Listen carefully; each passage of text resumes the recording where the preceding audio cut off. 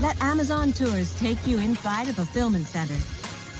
Join us and let us take you on a journey across our vast network of innovative technologies, including some of the most adorable robots you'll ever see. Millions and millions of products accessible with the click of a button. And our incredible employees who make what seems impossible, possible.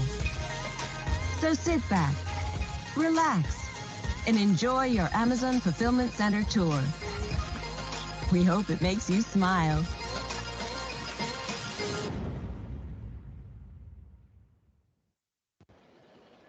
Hello, everyone, and welcome to your Amazon Fulfillment Center virtual tour. My name is Kate, and I am broadcasting here from my site in the state of New Jersey that is called EWR4. Now, you might be wondering, what in the world is that? Well, we at Amazon name all of our buildings after local international airports. And EWR is named after the Newark Liberty International Airport in Newark, New Jersey, and we are the fourth building named after that airport.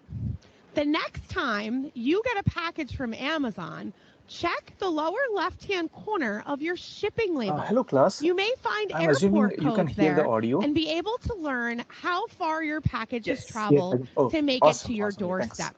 It's pretty fun. Now, it will not be just me on this tour today. I will be joined by some of my colleagues from around the world, and you're going to meet them shortly as we take you behind the scenes to show you how we deliver your package to you. Now, I'm sure you're going to have questions, and if you do, feel free to drop them in the question box on your screen. It may be in a different place depending on what type of device you're using to view us on today. After the tour, one of my colleagues will do their best to answer as many questions as possible that you asked during the tour. If for some reason this video feed pauses or freezes or you need to refresh, just refresh that browser and it should fix any sort of issues you might be having. All right, are you excited to see inside? I'm excited to show you. All of our buildings are divided into two main areas that we call inbound and outbound. Inbound is the process by which we receive products into our fulfillment centers. That takes up of inbound, receive, and stow. Outbound begins with you, our customer. When you click buy, then we are able to pick and pack and ship out your product to you, all from inside of the building that looks just like this. We cannot wait to show you. So to kick things off, I am going to send you on a journey to meet one of my colleagues, and they are going to start the process off for you at our inbound receive. Have fun. Hello everyone, well I must say ciao, my name is Fede and I'm streaming from Italy. My site is called TRN1 and we are located close to the beautiful city of Turin. Here in this fulfillment center we will only handle small and medium products and we are going to help actually by the Amazon robotics technology. But where am I right now? I am in our inbound department, which is going to be our very first stop of our journey today on this tour. So here we're going to take care of the trucks that are coming throughout the whole day on scheduled appointment, and we are going to unload them thanks to the docks bay. Once the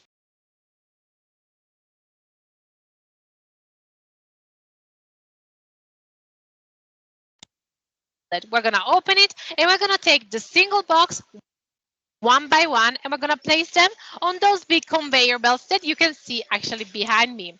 What might surprise you though is that over the 50% of everything, all of the products that you're going to see today throughout the whole tour are not directly owned by Amazon, but are products coming from our 3P sellers, which are part of what we call the FBA program, the Fulfilled by Amazon program.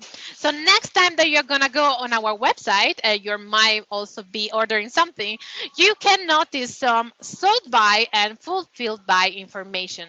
If you see sold by a vendor but fulfilled by Amazon, this means that That product is part of the FBA actually program.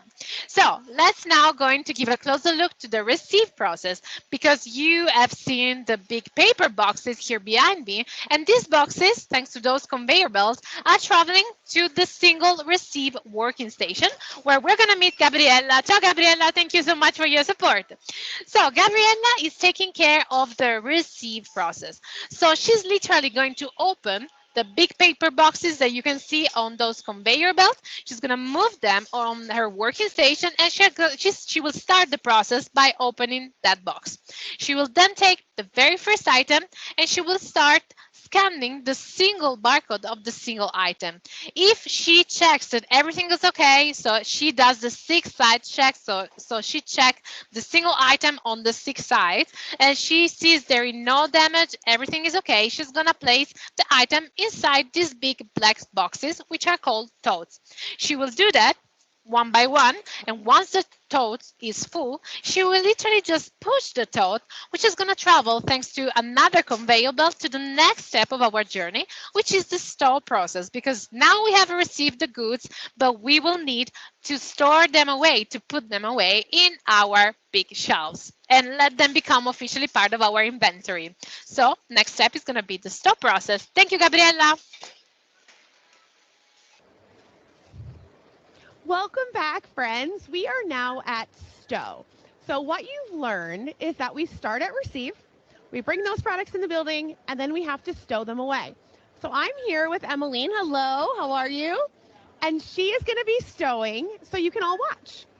So stowing is the act of putting products away. Simple as that. We take the items that are brought to the station, we scan their barcode, and we place them on one of the shelving units on one of these items that are called pods. Now, we do it a little differently than they do at other places, though. We don't actually have departments here at Amazon. We don't separate our items. We actually put everything everywhere. And that works for us because we carry such a wide variety of items. So this is how it works. Emmeline scans into the containers that are on her rack, whether that be a yellow tote or a corrugate container or a box. And the system will be able to tell the size of the items that she has in her containers. So it will actually send her the appropriate size shelves to stow those items away. We have small shelves and larger shelves. Everything in this building is going to be smaller than 25 pounds and 18 inches. So our shelves go up to 18 inches in length. She will put the smaller items on the smaller shelves and the larger items in the larger area to be sure not to bury any small items under any large ones. We do have a couple rules. We can't put heavy items on the top shelves. We don't want anything to tip over. And we can't put similar items on the same shelf to avoid mistakes happening later. But other than that, Emmeline gets to decide exactly where everything goes. So she's making these decisions. If she can't reach a shelf, she has a ladder right here that can assist her.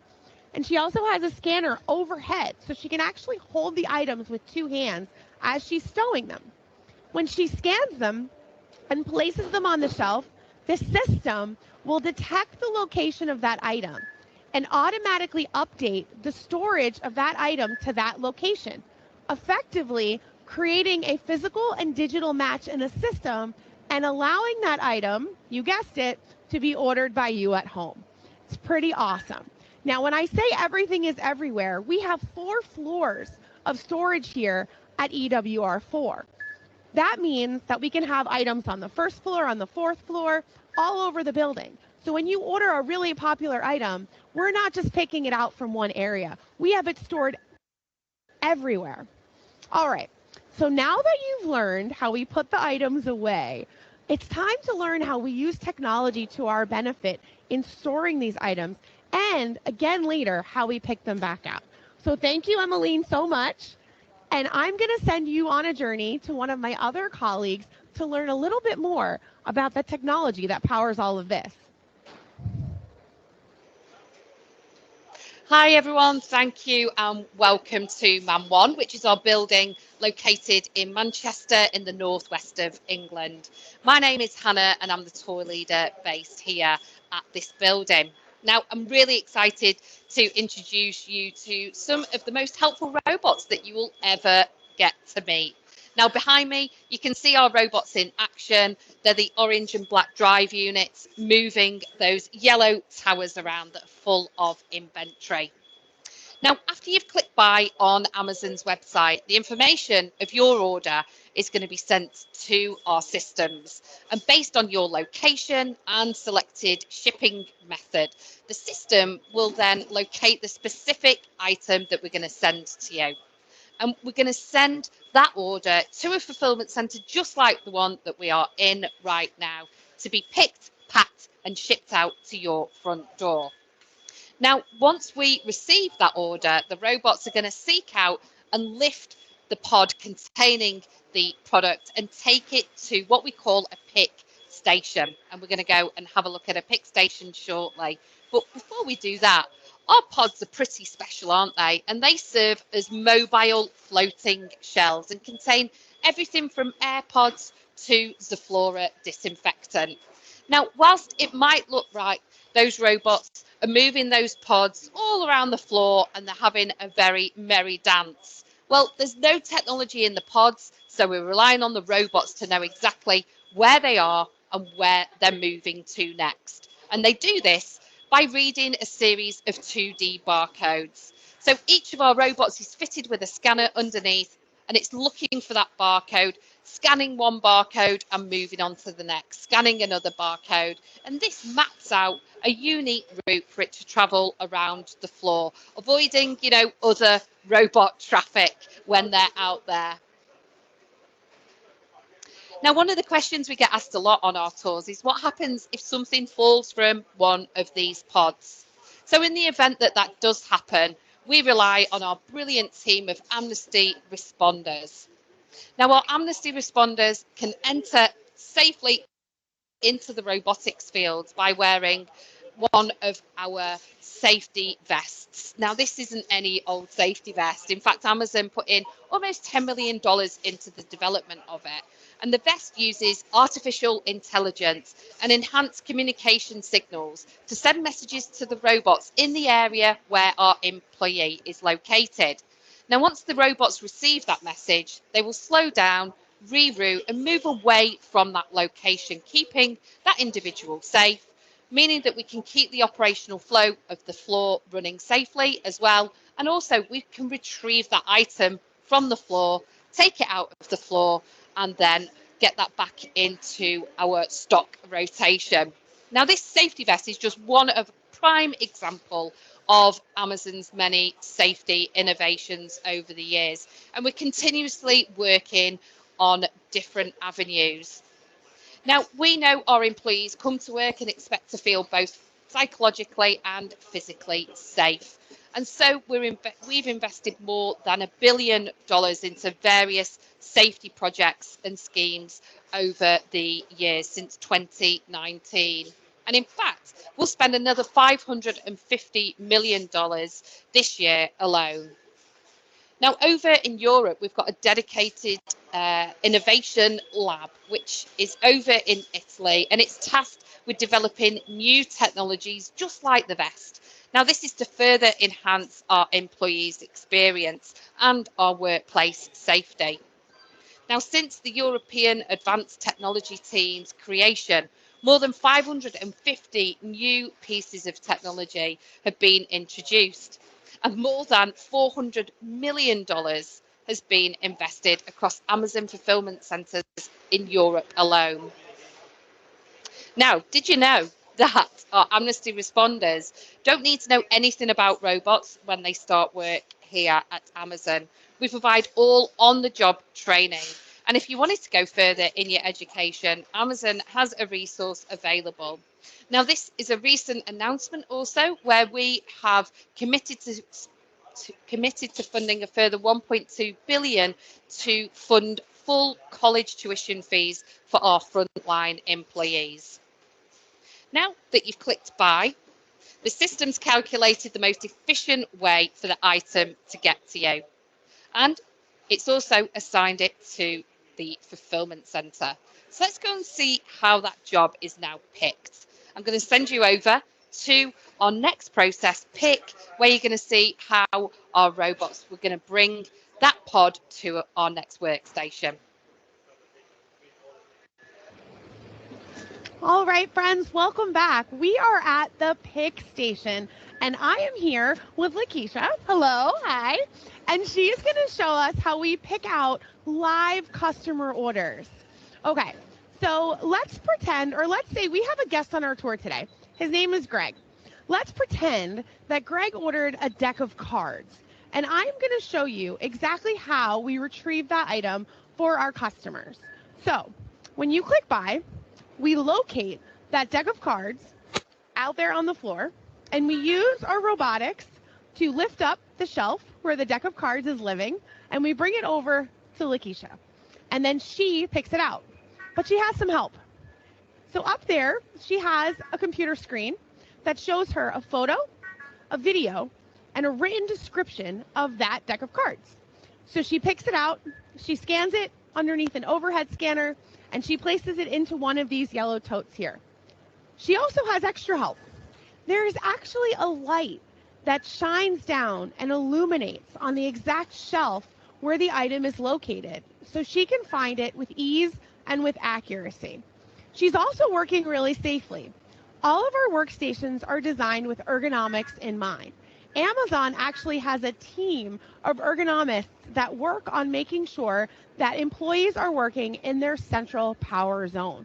It helps them avoid injury and work safe. Now, back to what she's doing. She's going to put the item in the tote, but she's actually picking for multiple customers at the same time. And we're going to sort those items into batches in these totes.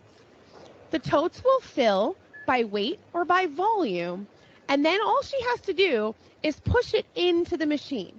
She doesn't have to lift it. She doesn't have to take it anywhere. She pushes it into that machine. It gets carried across miles of conveyance to our pack department. Now, I know you're all really excited to see how we pack our items, so I'm going to send you on a journey to meet one of my colleagues, and you can learn all about how we pack your items. Enjoy.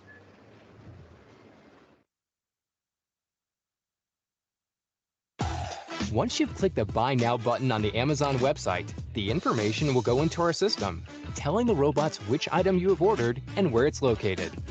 The robot will then pick up the yellow shelving unit called a pod with your item in it and take it to one of our workstations. These small but mighty robots can lift and carry around 1,500 pounds or 680 kilograms. That's about the weight of a cow.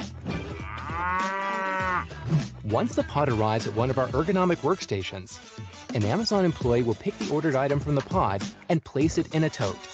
All stations are equipped with technology to help employees by displaying visual aids of what item to pick, where to put it, and when to send the tote of items to the next department. Totes travel from one department to another on conveyor belts. Some fulfillment centers have upwards of 26 miles or 40 kilometers of them. The tote barcode will be constantly scanned throughout its journey on the conveyor belts to reach the correct destination, a designated pack station. Welcome to Pack. Your products have safely arrived and are ready to be packaged.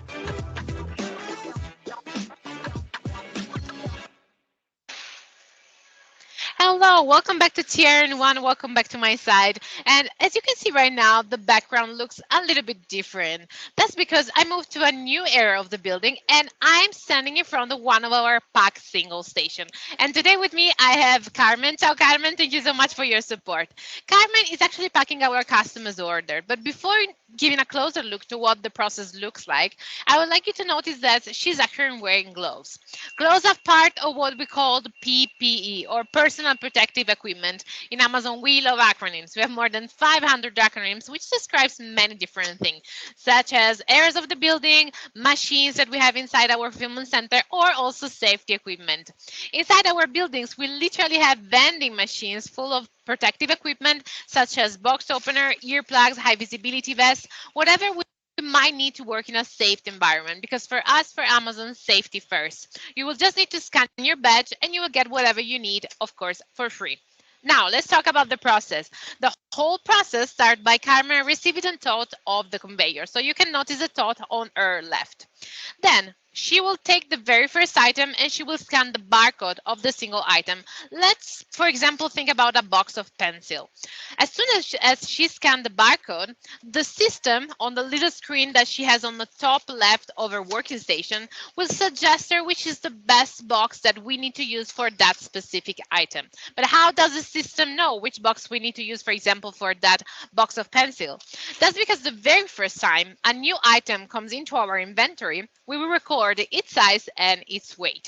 We will then store all this information inside our big database, and this information that I just mentioned will be super useful in many different steps of the journey inside our fulfillment center. But for example, here at the pack station will be super useful to help and suggest the best box for my colleague Carmen. Pretty useful and pretty cool as well. Well, let's go back now to the process. You can see Carmen right now doing this. So we will not to start building the box, and we will start from the very bottom of the box. And to close the box, we will use a very special tape and actually a very special machine, which is called the water tape machine. I said that the tape itself is pretty special because it's water activated. As soon as the tape, it's paper recycled tape, pass through the machine, a little bit of water will be applied, and this will make the tape a little bit sticky. But don't worry, the water doesn't dry immediately, so we have a couple of seconds to adjust it in case we made any mistakes lying it. Once the box is sealed up from the bottom, we will add the item inside, and in case we have any extra space left inside the box, we will add a little bit of this material. It's paper recycled material again. It's called Danage. Then we will seal up the box also on the top, and the box is almost ready to be placed back onto the conveyor. We will just need to do a very last but a very important step. We will scan and apply a special barcode, which is called the SP00 label, or SPOO label, as we like to call it inside our fulfillment center. The SPOO label works a little bit like a sort of a license plate for the cars. So we will match all the information related related to the item, that we've just packed, with the customer that has ordered that specific item. That's why license plate for the cars. Once this label has been applied and scanned, the package, the box, is ready to be placed back onto the conveyor, and it's going to travel to the next step of our journey today, which is the SLAM machine. Don't worry, SLAM is just an acronym, and you will understand why in a second. Enjoy the journey. Thank you, Carmen. Hi, welcome back to me, Hannah, here at Man1. Well, I'm stood in our SLAM area, and SLAM stands for Scan, Label, Apply, Manifest. And you can see one of our SLAM lines behind me here at Pack. Well, right here, you can see it being scanned.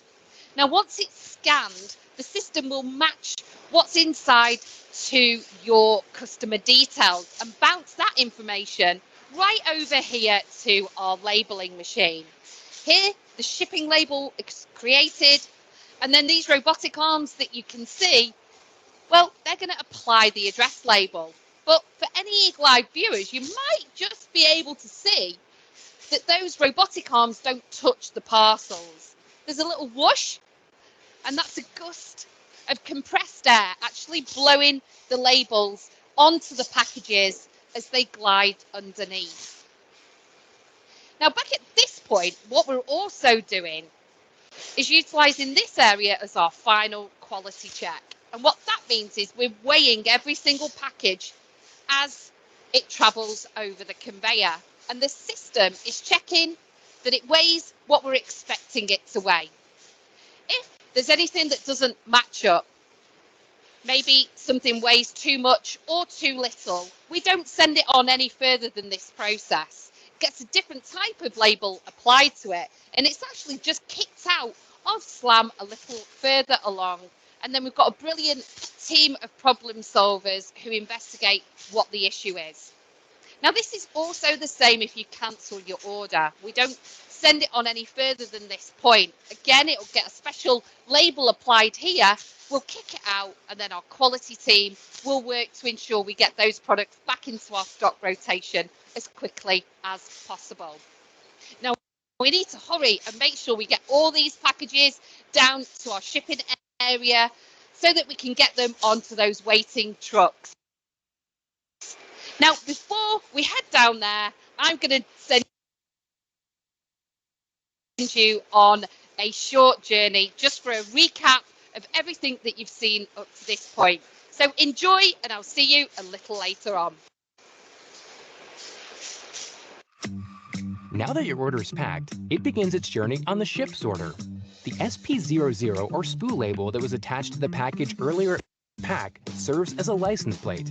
It contains all the information about your order, including your selected delivery speed.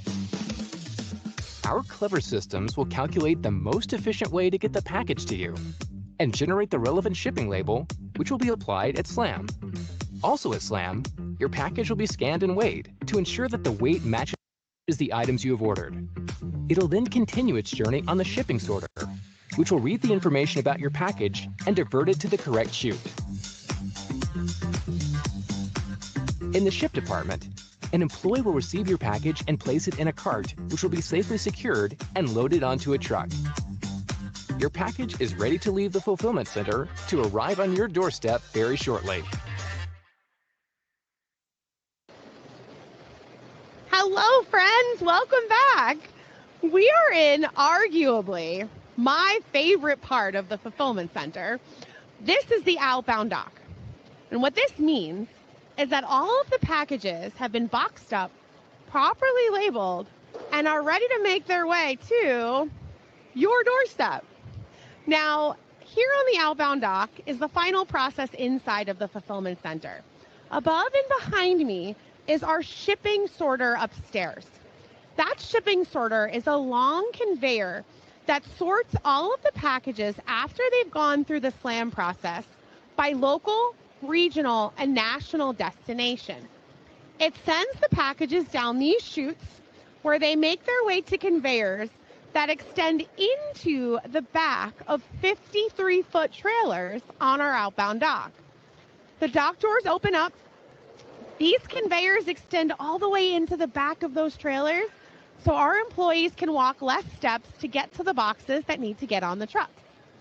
Now, down here on the dock, or at the dock, we load our trucks in a multitude of ways. First, we follow a process called fluid loading, where we take all the boxes and we stack them in the back of the trucks into walls, like we're playing a game of Tetris. So not only are we working hard, but we're also having fun. And then we also use things like carts, pallets, and corrugate containers to store some of the smaller, lighter packages that are going to make their way on the truck with those boxes.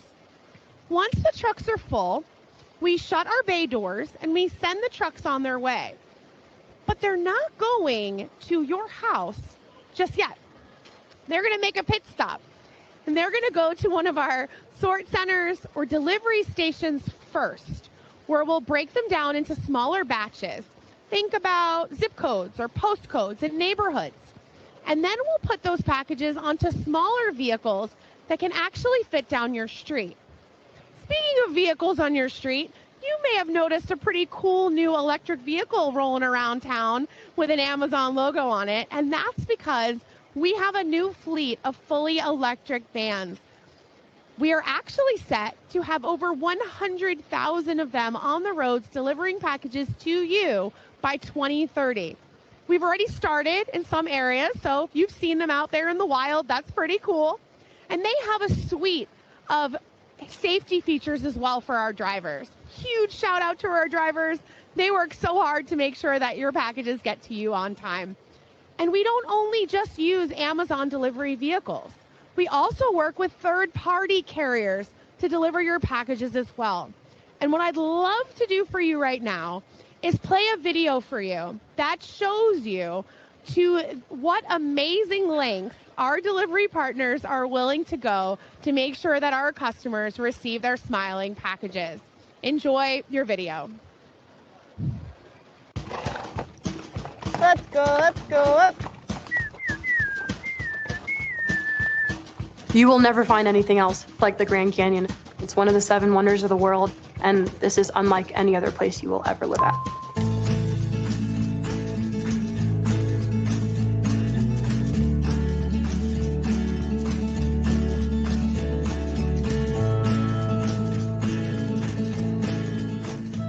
Phantom Ranch is an oasis at the bottom of the Grand Canyon. From the South Rim where we're sitting, Bright Angel Trail takes you down to Phantom Ranch. It's about 9 miles. There are no roads, so it's critical to have the mules going to Phantom Ranch. The packers ensure that there are materials for our guests down there, as well as the employees that live throughout the year. We bring down pretty much anything that Phantom Ranch might need. So we'll supply the steak dinners that the guests eat. We'll supply toilet paper and towels. Amazon packages get delivered to our big purchasing warehouse, and the packages going down at the bottom of the canyon get brought to the main barn. The biggest reason why we get ready so early is to beat the heat. Down at the bottom of the canyon, it can be 25 to 30 degrees hotter than up here. On average, for us, it takes about 4 hours to get down. The great thing about mules is they're half horse and they're half donkey, so you definitely get a little bit of personality from both their parents. The more you take them down, the more they memorize the trail. Most of the mules that we have at this point could probably walk the trail with their eyes closed. They're one of the most sure-footed animals. Let's go, everyone. Let's walk. Come here. Step up.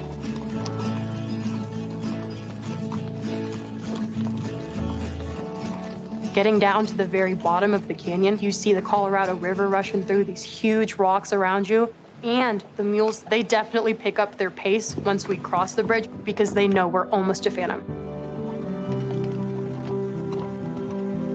The supplies that our mule team brings down are a critical part of making sure that life can exist down at the bottom comfortably and happily. Having a service like Amazon available to employees, especially in a place as remote as Phantom Ranch, is fantastic. Everybody every week is ordering different things, either outdoor gear or snacks or whatever they need from Amazon. And whenever we show up, they're like, do you have our packages? We got something from Amazon. Did you bring it down? They're like, yep, we got it right here. It honestly makes me feel a little bit important to be able to give these people not only what they need, but also what they want.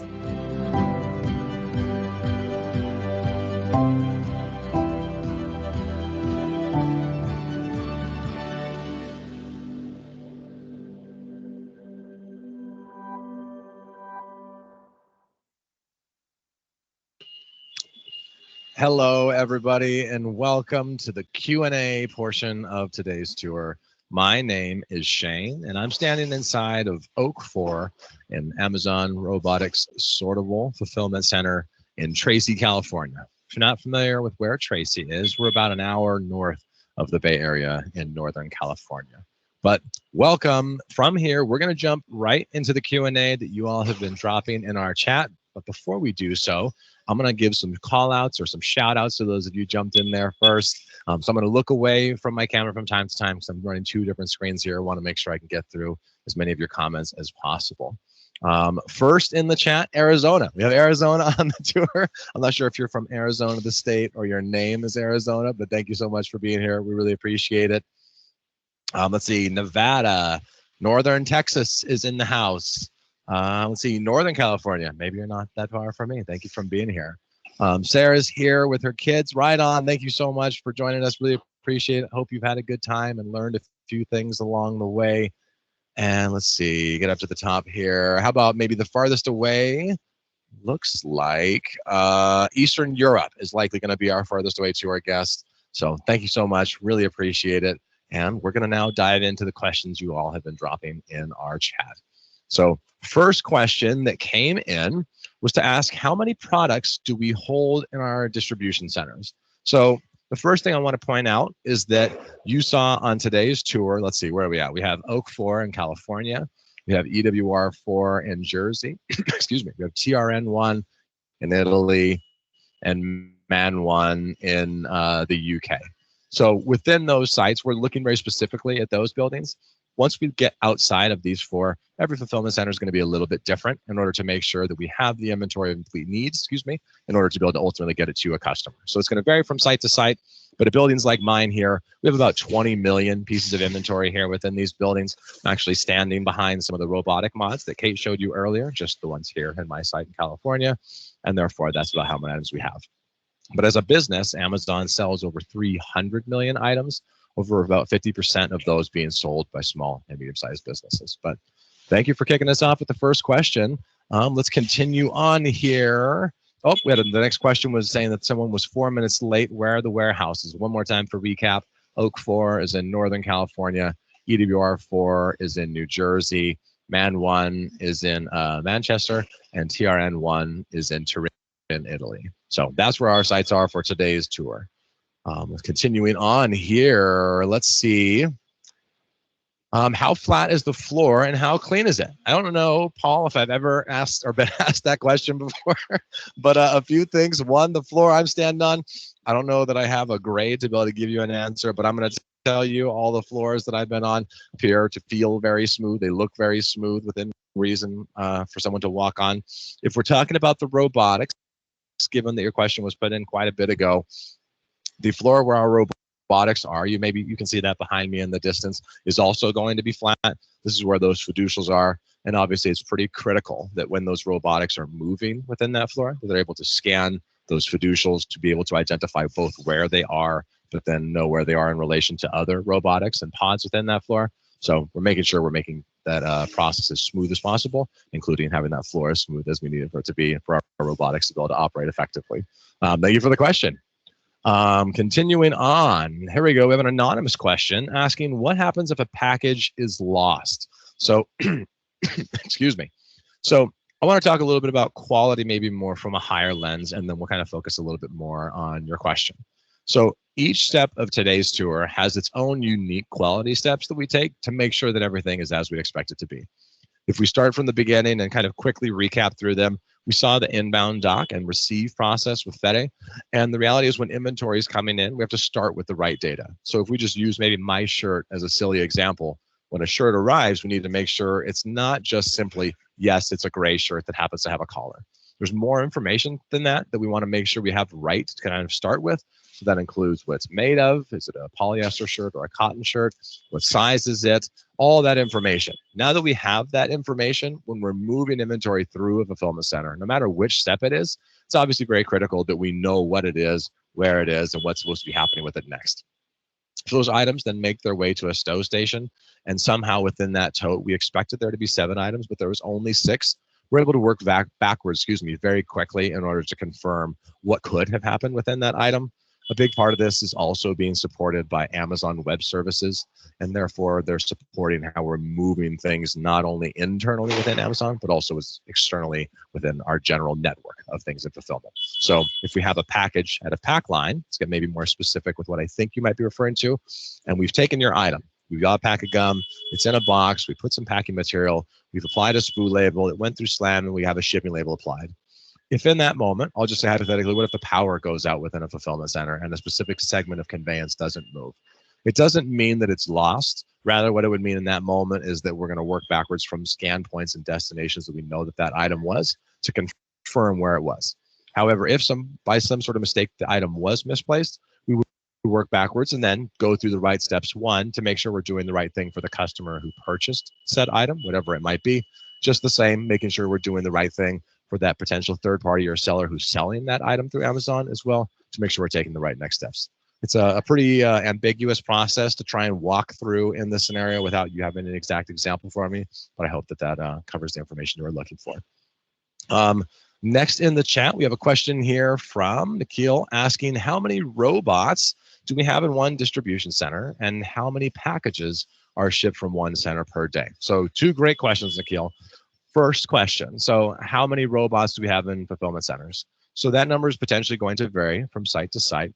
What I can tell you about me and the building Oak 4 is that we have hundreds of robotics within this fulfillment center. That's in relation to the over 3,500 full-time employees that we have. And that's how we're moving things within the fulfillment center. You saw those processes of robotics moving inventory around, and our employees are interacting within the perimeter of that system, so to speak, to both put things away and then retrieve customer orders. As far as how many packages we're able to process within a given day, fulfillment centers like this are capable of shipping north of 1 million packages within a day. To be fair, just to make sure we're all tracking on what that means, a box in a shipment doesn't necessarily mean one item in one box that got put into a truck. Maybe you bought some things for back to school, bought mechanical pencils, a binder, and a ruler. Maybe they were all here in Oak 4, and therefore now that one box has those 3 items you purchased. That could be one of that over 1 million. So again, we're very capable of moving things within our network. I think it's pretty incredible. Continuing on, let me scoot up here. From Luda Chen's asking, how much could it have cost to build the factory? Wow, I don't know if I've, oh, I'm sorry, that's a school. Luda Chen's school, right on. Thank you so much for joining us. I did not build this fulfillment center. I want to be very clear about that. So I don't know the exact answer in regards to what the price would be or how much those pieces cost. What I can tell you, however, is that the teams involved in deciding where fulfillment centers are launched and what the most effective way to launch them, meaning maybe how many square foot a fulfillment center is, or what type of building it is. All today's tour sites we saw have smaller inventory, but maybe a fulfillment center is going to be housing that are things that are larger, like couches or televisions or kayaks. So now that fulfillment center is going to be built differently to accommodate that inventory. So that price is obviously going to vary based on what we need to do, but it's all based on doing the next right thing for the customers, both for you at home, as well as the customers of us, Amazonians who are working within those buildings. But that's a very good question. Continuing on, Harry has a comment in the chat saying, like they deliver parcels in the Grand Canyon. So parcels being delivered is a pretty incredible part of what we do here at Amazon. Not something I do personally, but packages have to get up, packages have to get down. So from A to Z and all sorts of locations, in between. I like to use the examples of Anaheim, California. It's a city that starts with an A, all the way to Zielona Góra, Poland, a real location where shipments could be sent to, and locations in between. Grand Canyon most certainly being a part of them. I sure hope you enjoyed that video, Harry. I'm going to continue on up here. Excuse me for looking away from the camera. Steven's asking here, excuse me, let me clear my throat. My apologies. On the inbound side of things, we have shipments that have arrived and marked closed, but the items are not being received on the oversized items. I guess, Stephen, my apologies. I'm not entirely understanding your question. So what I'll focus on here is kind of 2 parts. First, anything that you as a potential seller are going to be interacting with as an Amazon process is not something that I'm going to be able to be an expert on. There's a Seller Central, and those people are very likely going to be your best resource to understand how inventory arrives at fulfillment centers and what are the best things we can do to optimize that experience both for us as well as for you.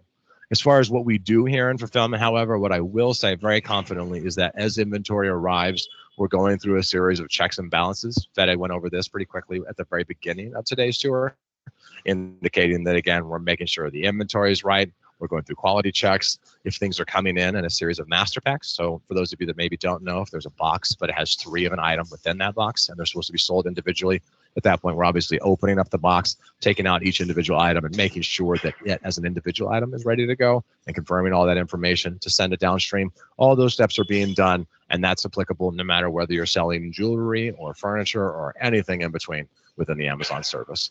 Thank you for the question.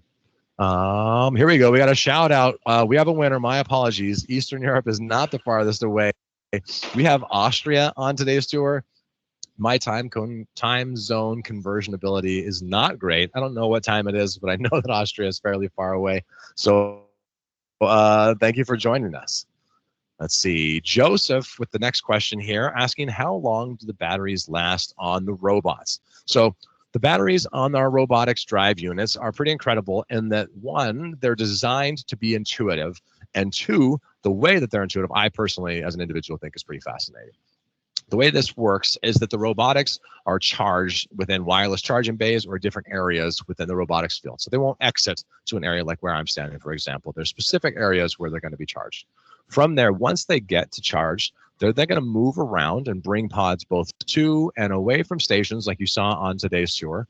And once they reach a threshold of the battery's life that they find critical, they're then going to continue within that process until they're done with that roll. They're then going to go stop, drop off that pod wherever it needs to be, return to one of those wireless charging locations, trickle up back to about full, and then it will continue on within its day. So it's not a system where the robots are going to work until they're 0 and do that Depending on how old you are, you might remember that at one point that's the optimal way that we did have to use batteries. Technology has gone a long way since the late 80s, and therefore now our batteries are different, and that's how our robotic systems utilize the batteries that they have within them.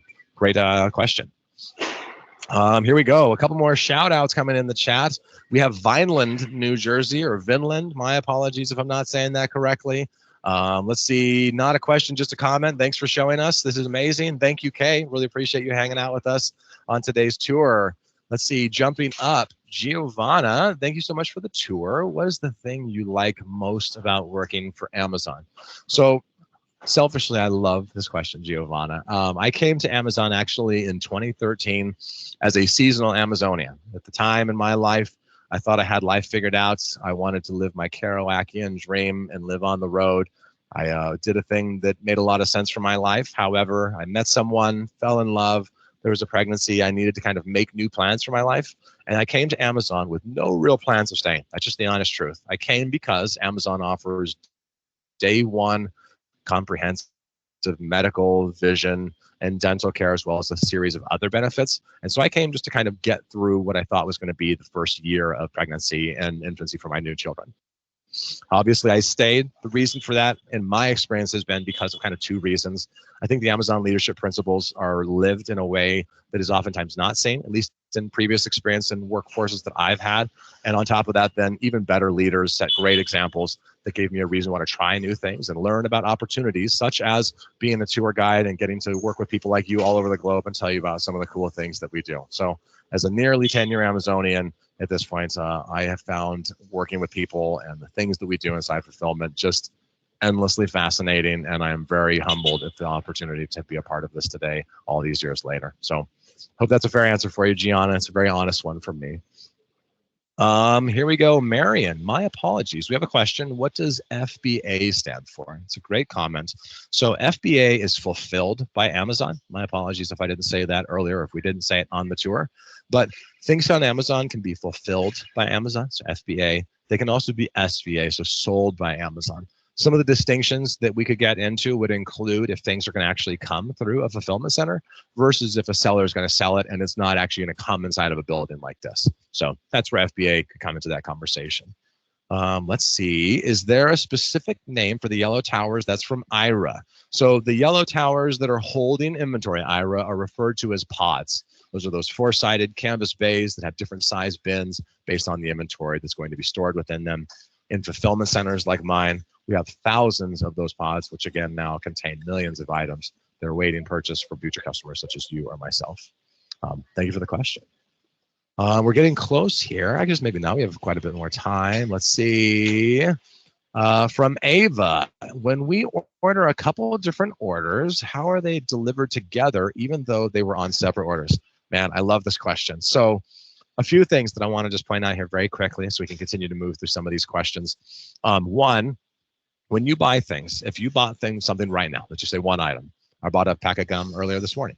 And then now later this afternoon, when I get home from work, let's say I realize I actually also need to buy my daughter new socks because she's running low on socks. At that moment, a couple of things are going to be happening behind my awareness as a customer, but that Amazon will do. The first is when I click buy on the mints, or the gum, excuse me, Amazon knows what my preference on when I would like for those to arrive. Me as an individual, I use Amazon delivery day. So I have Wednesday as the preferred day of the week that my things arrive, which means that that gum I bought isn't going to be at my house tomorrow or over the weekend when my kids and I are out of town. Rather, it's going to arrive on Wednesday. So now the way Amazon's going to prioritize how they ship that item to me gives them a lot of options. When I now get home today and hypothetically then click buy on socks, it also now means even though that's a separate purchase, there was a separate action that happened inside Amazon, it means that we were aware as a business, so I guess not we, Shane, we Amazon, and now we can say, well, if we can get these items to a unified location, even though maybe they weren't already, we could do so based on Shane's shipping preference. So then now we would ship those items to unified location, where now all the things that I bought that are capable of being shipped within that timeline, we're able to get into one, or maybe not one, but simply less packaging. So that's one of the many ways that our logistics network utilizes shipping. And I'm glad to hear that you too have reaped the benefit of it from time to time. Here we go. Let's see. From Donna. My kids want to know if it's anything like the store in the film Storks. I'm going to be completely honest, Donna. I'm a father of 3 children. I know that I've seen that movie, but all that I remember is a scene of a guy trying to fly, and I think his wing was broken. I don't remember what the store was like. My apologies. But working here at Amazon is pretty incredible. There is a lot of inventory. And I have countless stories that I could share. And if you want to give me some clarification, feel free to drop it back for me in the chat. Here we go. Excuse me, scrolling up here. Here we go from Jason. Next question. Does the Amazon Fulfillment Center handle return packages? If yes, how can we get a small overview of the process? So I have 2 answers very quickly here for you, Jason. The first of which being that my goodness, excuse my throat. The first being that returns are typically not processed at fulfillment centers like this. We oftentimes are going to be using return centers that are going to kind of do that process in bulk to go through those inventory pieces line by line, item by item. Very similar, I suppose, to parts of what we're doing in Receive, but the lens that we're doing it through now is very different because of the fact that an item has been handled by a customer. We don't really know exactly how, why, what, and therefore we're going to go through those steps. So that's kind of the first and maybe the high level answer. A little bit further in, however, not just for Jason, but for all of you at home today, when you leave today's tour, you're going to be met with the opportunity to fill out a survey based on how today's experience was. If you think Kate, Hannah, and Feta did a great job, in all sincerity, we would love to hear that in the feedback. But just the same, if you were to say, hey, maybe I would like to see a little bit more of a focus on a specific part of fulfillment that we didn't do today, such as maybe the return process, I would strongly encourage you to leave us that feedback. Tours, after all, are designed to show you what we want to show. And so if what you want to see is different than what we've showed, the best way for us to grow and evolve this program is to hear that feedback from you directly. So I hope that that's helpful, Jason, and you'll take the time to give us some of that feedback. Here we go. We only have time for, let's see, we got a few more questions in here. From Shiva, why high vis and safety shoes are not mandatory for associates in fulfillment centers? So I guess a couple of things that I want to highlight here. First, Shiva, I am wearing a vest currently, and I suppose I'm not going to bend the camera over, but I am also wearing safety shoes here in this fulfillment center, and I'm fairly certain all the fulfillment centers on today's tour, it is actually, in fact, a requirement. So I don't know if you work in a different fulfillment center or in a different business altogether. My understanding as an Amazonian is that each site and then the work that we're going to be doing is going to predicate what our safety requirements are. For a little reminder on safety requirements, PPE and personal protective equipment is going to vary from location to location inside fulfillment. Not only that, but within role to role. As an easy example to give here, if we were in the packing department that we saw with FedEx today, we need to wear gloves to make sure that we're being safe while we're handling corrugate. On the other hand, though, if you were in, let's see, if you were a problem solver and you were the person in SLAM and you were handling shipments, if you were typing on a keyboard, looking up what happened with a shipment, in that moment, obviously gloves wouldn't be a requirement, but then handling packages would. If you're on the ship dock and we have to wear high visibility vests and hard hats, that's not the same as if we saw and you were at a picking station. So the roles and the rules within each spot are going to be very unique to make sure we're keeping safe within each individual branch or effort that we're doing inside fulfillment. I hope that answers your question.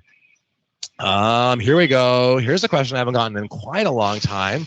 I hope I'm not pronouncing your school name wrong. This is another one from, I think, Ludichen School. I hope I'm pronouncing that correctly. How was Amazon founded? So kind of 2 answers way back in the 90s before very likely any of you at school were born. A man named Jeff Bezos had the idea of creating the world's largest book marketplace. At the time, the internet was very different than you and I have today. All I'll say, I suppose, in the interest of time, is that in wanting to create the world's largest book marketplace or bookseller store meant that we tried to find a name that connected to that. So therefore, Amazon was the name to connect to that. Large river, large bookstore.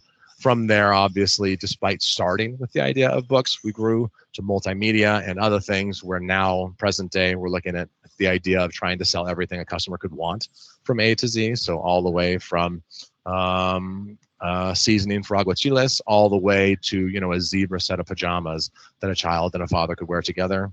I do, in fact, have zebra pajamas with my daughter, but all those things fall within that banner. And that's kind of how we started as a business. And that happened all in the mid-90s. Let's see here. Jumping back in, we got time for a few more. What will Amazon be like in 2050? So I don't know that I'm going to be able to guess or speculate as to what Amazon will be like in the future. What I will say pretty confidently, though, is that in my 10 years of being here at Amazon, I continue to be amazed at the company and the individual leadership's ability to find new and unique ways of prioritizing doing the right thing. So whether that's creating new stations, like we heard about with the RSA station, that are more ergonomic based on employee feedback, all the way to the way we're interacting with customers' inventory that's leaving a fulfillment center on our dock, and the employees that are handling that work, and those suggestions getting implemented. I wouldn't be surprised and would feel confident, I suppose, to say that I don't doubt we'll continue to prioritize doing the right thing. And what that looks like today on February 1st of 2024 is potentially not going to be the same as February 1st in 2050, but I would like to think that we continue to try and do our best. Thank you for the questions. From Jasmine here, what happens if a robot is broken? Does that happen often? So two things I want to say here, Jasmine. The first is that in my 10 years of being at Amazon, I've never seen what maybe I would describe as like a critical failure. I've never seen a robot bump into another robot, never seen a robot crash into another one. However, we most certainly have a pretty dedicated, incredible team of robotics technicians that work in different capacities, whether that's proactive or reactive maintenance for any of those variables. There are spaces kind of along the perimeter of that work area where robotic drives can be taken off and worked on in the event that they need to. And those teams, I'm sure, work very hard to maintain the efficiency and consistency of those robotics. Here we go. Continuing on next. We got another question. Is it fun to work at Amazon? I think I gave a pretty good example or story, I suppose, to what my experience has been like. I've had a lot of fun. Let's see. One of my favorite, maybe silly things about Amazon has been having fun games as an entry-level employee when I first started with management. They're kind of like minute-to-win-it style games, I suppose is how I describe them, but a lot of fun to kind of engage with your peers and leadership at a local level and have a lot of fun. So definitely in my experience, it's been a lot of fun working at Amazon. Here we go. Oh, from Frank, I like this. Maybe this is minutes. You can go to aboutamazon.com. There is a plethora of information, and as non-Amazonians yourselves, you can go through that at your leisure. So whether you want to learn about sustainability, robotics, or some of the cool shipping options we have, I would gladly suggest you take that route and check it out. Otherwise, come back for a future tour. Maybe I get to hang out with you again. But very quickly,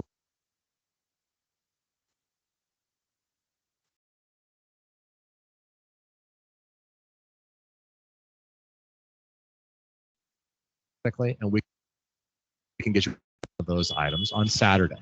But if you're willing to away today, we can get you those items together. That's our system trying to tell you loosely that based on your preferences, we can't get them to you in the same package. And if that's something that's a priority for you or that you're just interested in utilizing, you can check that box. If you want to pre-select to say, this is my Amazon delivery day, I'm not going to remember the exact settings that you go to, but if you click on your account at Amazon and your preferences in regards to shipping, you can select your own delivery day as it makes the most sense for you as an individual. I hope that that's helpful, Frank. Let's see, we will take two more here, it looks like, from Andrew, excuse me. For the steps in the outbound portion of the process, meaning pick, pack, slam, ship, deliver, what step is the bottleneck, and how does this bottleneck impact the system currently? So, Andrew, I've been in tours now for 5, I guess, of my years. It's kind of crazy to say out loud, 5 years of my tenure here at Amazon. But what I'll tell you is that we have very active effort being done by leadership at site levels, as well as the employees who are brand new day 1, day 2, day 30, day 100, to make sure we're keeping things smooth to kind of identify bottlenecks that might present themselves. To go back to my experience, when I started, I had 30 days of tenure. I saw something that I thought was a bottleneck. It was admittedly a very small way that we were moving things from one area of a building to another. I went to a manager and said, hey, this doesn't seem like maybe the smartest thing to do, but I'm also a brand new Amazonian. The shortened version of the story is that they changed that process, and now those buildings don't do things that way. I guess to be clear, it didn't take years. It was a very quick process. But so whether it's Kaizens, whether it's Gemba walks working through the fulfillment center, we're constantly working to try and do the next right thing, because again, things change. The people doing those jobs are going to identify things that someone else might not have seen. Different perspectives are an incredible tool to increase our availability of awareness. And so therefore we do that sort of work constantly to kind of avoid those types of pitfalls. Thank you for the question. I guess I'll take two questions because I think this is a silly question. So how many mules does Amazon have or have we sent? I have never in person seen an Amazon mule. I've been pretty focused on what happens inside the four walls of fulfillment centers like this one. But I would have to imagine that making sure that we have what we need to send things to customers would require knowing that for those team members. I'm just not a part of those teams. But thank you for the question. Last question here is going to be, excuse me, a twofer. One, are robotics taking more of the humans' tasks, or do I see them taking more tasks? And then how do we get to work at Amazon? So working backwards from those questions, to get a job at Amazon simply requires you to be 18 years old and have a high school diploma or equivalent. From there, all the jobs we highlighted for you today are jobs that you could have and come and get. Amazon delivers jobs. It's one of many ways you can find those jobs in your nearby market, and we'd love to work with you in the future. As far as robotics, I want to focus on maybe something that I haven't said sufficiently or maybe wasn't noticed during the tour. The heart and soul of our operation and all the things that we see being done in fulfillment, the backbone of that is our employees. So the over 3,500 people here, Mark's actually about to drive by me, I believe, right now behind camera. So you're going to see an order picker, a piece of powered industrial truck equipment. And people like Mark are a big part, my goodness, excuse me, of how we do what we do. Where we have innovation, technology, and robotics is most certainly a cool part of some of the things that we do here at Amazon. They are not a one-size-fits-all approach, and rather the way I would look at the lens of what we're doing here at Amazon is that we want employees to do the smart work. So whether that's Mark moving order pickers, whether that's employees who work alongside robotics to make sure that they're staying safe, and then leave the more manual or maybe more heavy work for robotics to do that effort. So we can have employees doing smart things and innovation and technology taking over some of those hard steps so they can work in tandem. So I hope that's a helpful answer. Thank you, everybody. The questions are still coming in. We're going to have to shut the tour down.